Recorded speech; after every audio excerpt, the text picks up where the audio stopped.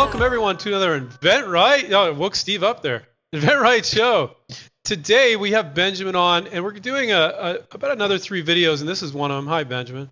And he is our resident LinkedIn expert for licensing. He's an amazing guy. Steven's pretty good too. He's our Invent Right co-founder. Anyway, so he has some things that people ask him a lot, and we wanted to share some of those things with you and the answers more importantly. We're just actually going to share the questions and then we'll just say goodbye. So no, we won't do that. So Benjamin, what's the one we're going to be talking about on this show? It's the one we're going to talk about today is one of the questions that I get just daily out of people. And that is should I have 2 LinkedIn profiles or not? And it's a hard thing, I think, for people to understand that it's okay to be a multifaceted human being. You don't have to be one thing. It's not the 40s or 50s where somebody has one career their entire life. They work for one place. Nowadays, most people are into multiple things. And so, first off, it's a hard thing for me to sign off on because having 2 accounts is against LinkedIn's user agreement. And not that anybody's really looking, but if you were to be caught having 2 LinkedIn accounts, you can actually have both accounts suspended, which I would hate to put a lot of work into my account and then have that happen. So that's the first reason is not to have 2 accounts is because you've signed an agreement saying that you won't, and you can have both accounts terminated if you do. Oh, wait. Benjamin, let's say I'm working for some company, but on the side, I'm an inventor. I'm a creative guy. And can I mix the 2 together? Just like that? Like, hey, I work for AT&T, but guess what? I'm a creative guy. I want to do novelty gifts. Is that okay? Absolutely, it's okay. And it seems like it takes people a minute to get over the fact that this is okay to say. But my favorite example of someone that had a gig where you would think that they could potentially have some conflicts is a guy that worked for the special forces as a contractor on narco-terrorist missions. And he worked in Afghanistan and in Latin America. And he was able to combine the fact that that's his gig with the fact that he was a product developer. It's as easy as that. U.S. contractor / product developer. And so it's not a big deal to do it. A lot of people are scared to combine the 2 for some reason. But if somebody that's a narco-terrorist special forces agent can do it, then chances are it's going to be okay with your job. I've heard you give this example before, Benjamin. I love this example. It's so extreme. But what happens if I don't want my employer to know? I guess that's kind of weird too, right? I mean, well, I've got a legitimate solution. I'll see what Benjamin thinks of that.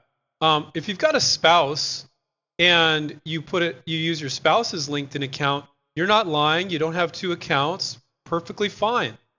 That's one of my fixes for that. What do you think, Benjamin? I agree, because to answer Stephen's question is if you don't want your employer to know, if there's a chance that you're breaking some agreement with them or that you will be fired because you're trying to do this, then chances are you don't want to get caught with a duplicate account either. I think it looks much worse if you're trying to hide something and having a duplicate account versus just simply saying, hey, I like to develop products as well. And it's that easy. If you were a model train enthusiast and you listed that, I doubt they'd fire you over it. So just don't think of it as big of a conflict as what people think of it as. Worst case, they have no control over that too, do they? Or don't some LinkedIn accounts have their employees or not? Or is that required? I'm not sure.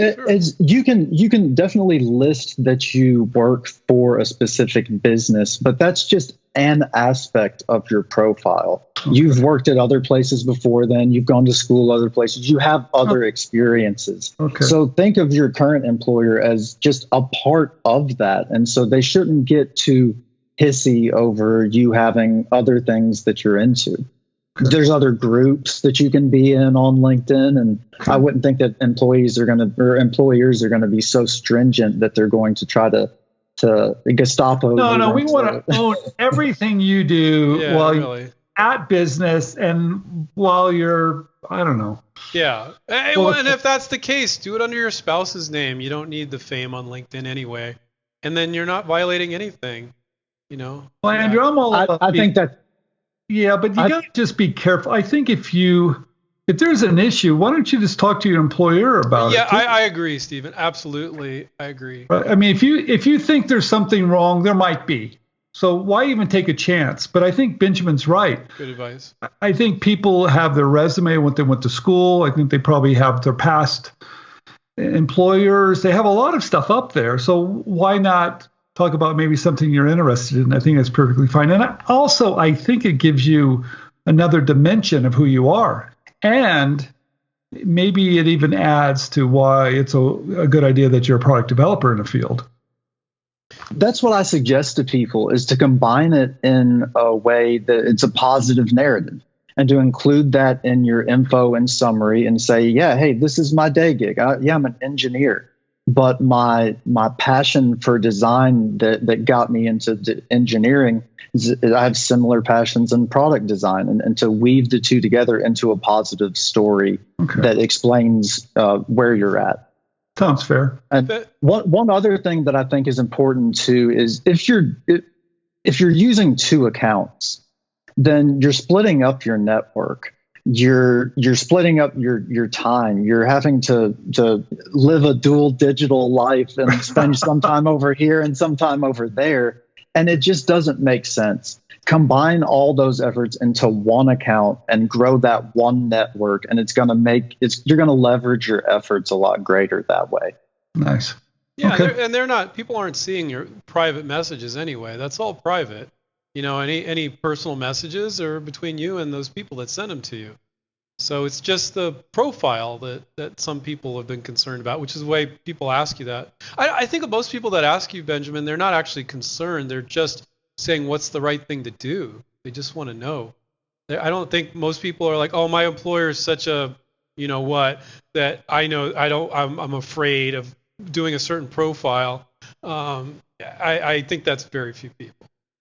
Yeah, but it's weird though, because their natural inclination is immediately going to creating a duplicate account.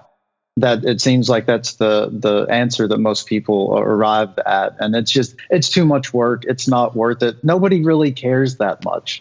No, and you don't want to cause problems over at LinkedIn or actually get in LinkedIn jail too. Isn't that true? Where they can kind of like bar you for a while or whatever. Yeah, you could lose both accounts. Okay. If you are reported for having duplicate accounts, you can actually lose all your efforts, all your time. It can all be deleted. What if you had 5,000 contacts?